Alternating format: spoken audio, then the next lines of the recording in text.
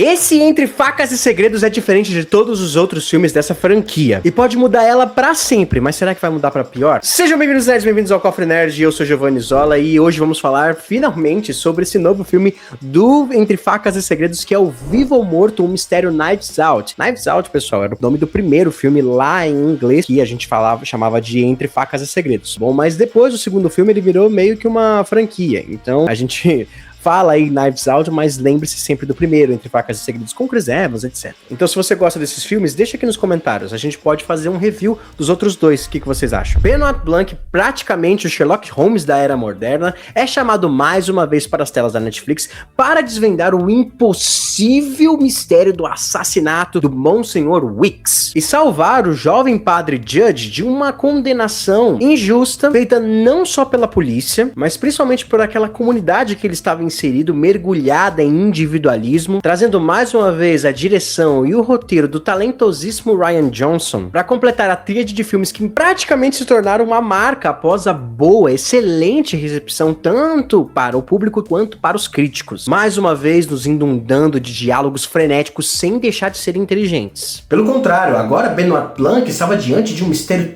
tão difícil de solucionar que até pareceria ser obra divina ou diabólica. Tal qual a fórmula dos seus dois antigos filmes, o Entre Facas e Segredos e o Glass Onion, o Johnson ele segue sua cartilha à risca, principalmente com as questões técnicas. Películas quentes e super saturadas, cortes bruscos e impactantes para causar ali ênfase naquilo que ele quer mostrar, e uma trama inteligente demais e muito interligada para fazer com que nós, os espectadores, consigamos ficar desvendando, montando esse quebra-cabeça junto com Benoit Blanc, mesmo que ele esteja sempre um passo à frente da gente. Contudo, algo ainda faz esse mistério ser diferente dos outros. E sabe o que faz a gente ficar diferente aqui também? Quando você deixa o like. Deixa o like aqui nesse vídeo, pessoal. Se você tá gostando aqui do nosso trabalho no Cofre Nerd, deixa o like, ativa o sininho e aproveita e se inscreve aqui no canal se já não é inscrito, beleza? E se puder, também ativa o botão do hype aí, ó. Aperta o botão do hype que ajuda bastante a gente. O Johnson, ele soube trabalhar seus dois primeiros filmes muito bem com um elenco super populoso. Tem muita gente em ambos os filmes e nesse aqui também. Dando sempre a devida importância para cada personagem em tela, um espacinho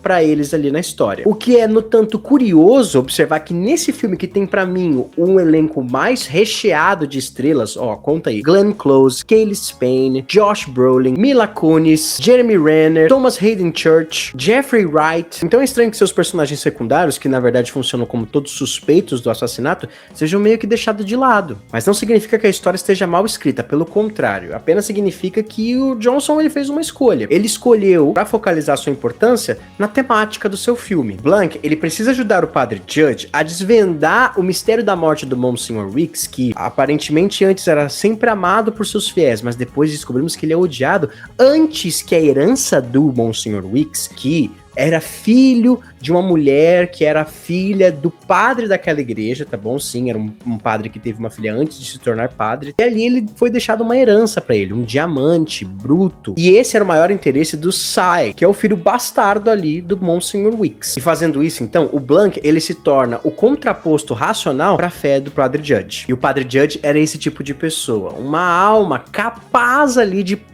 pausar a investigação que iria provar sua inocência pra poder ajudar uma pessoa aflita, um fiel aflito no telefone. Só que essa mesma alma foi negada ali pelo Dr. Ned, pelo escritor Lee, pela advogada Vera, pela musicista Simone e pela Marta, a beata e cuidadora, zeladora ali da igreja. O único que não virou as costas pro padre Judge foi o personagem do Sam, do Thomas Hayden Church, o faz tudo da igreja. É nesse emaranhado que mais uma vez o Johnson ele tenta cavucar, ele tenta ali se embrenhar no meio da toxicidade das relações humanas. No primeiro filme era uma família rica e interesseira. No segundo era um grupo de amigos oportunista. Nesse terceiro ele desmantela a relação de poder existente dentro de uma comunidade, onde uma figura utiliza da crença para se manter importante. E desse emaranhado, em meio a tantos fios, o diretor então escolhe apenas um para poder desenvolver. Escolhas que não deterioram a história, mas que podem traçar um caminho para um futuro que a franquia pode ter. Algo um pouco mais pessoal pro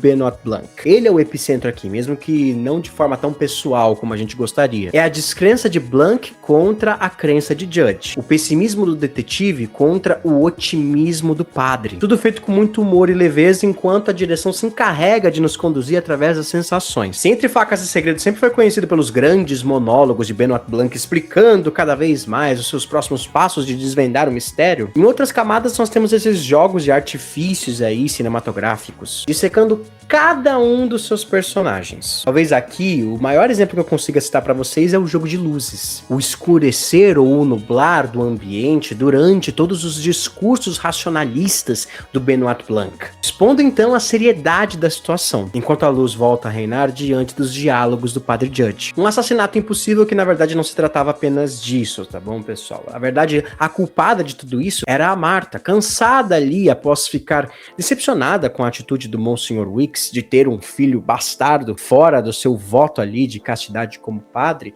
Ela decide então dar um fim no Monsenhor Wicks e conseguir o dinheiro da herança para poder ajudar a igreja, reformar a capela e poder ajudar os pobres também, beleza? Ela arma tudo isso com o Dr. Nett e com o Sam. Eles matam o Monsenhor Wicks, fazem uma troca no caixão, beleza? Para que, na verdade, o Sam esteja vestido de Monsenhor Wicks, saia ali do mausoléu da família, como se pudesse ali encenar uma ressurreição do Monsenhor Wicks, acender a chama da fé daquelas pessoas. Olha ali a manipulação mais uma vez. Tudo sai errado quando o Dr. Nett começa a crescer o olho e sua ganância toma conta. Ele mata o Sam, tá bom? Pra ficar com o diamante só com ele. A Marta, percebendo tudo isso, mata o Dr. Nett. E aí no final, ela acaba morrendo também. Entre tantos finais expositivos durante essa década aqui de cinemas, esse novo Entre Facas e Segredos, esse novo Knives Out, entrega um que talvez fosse inevitável. Esse mistério faltava peças para nós conseguirmos ver o quebra-cabeça todo, pra gente conseguir desvendar. E quando isso acontece, a gente precisa realmente de um diálogo expositivo, não tem como. Talvez uma tentativa de nos inebriar dentro daquela temática, de um mistério tão impossível que pareceria sobrenatural, talvez. Mas que de certa forma coloca esse terceiro filme numa prateleira um pouco abaixo dos outros dois. Mas nem de longe tirando dele um rótulo de um excelente filme. Deixa aqui nos comentários, pessoal, se vocês gostaram ou não